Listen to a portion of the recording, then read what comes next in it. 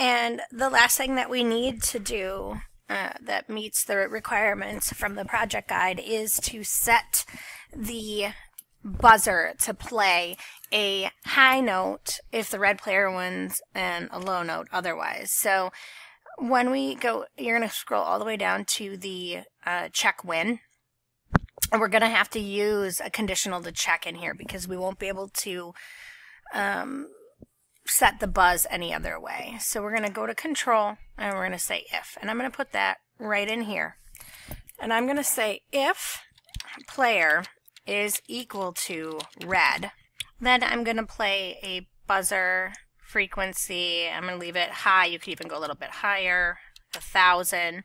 And I'm going to play it for about a half of a second. You can play a little longer if you want to.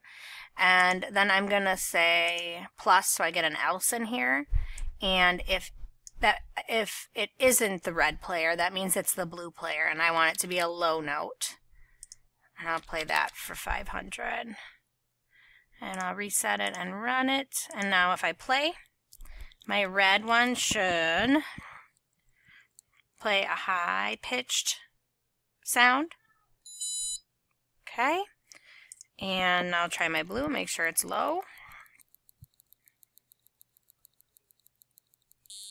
Beautiful.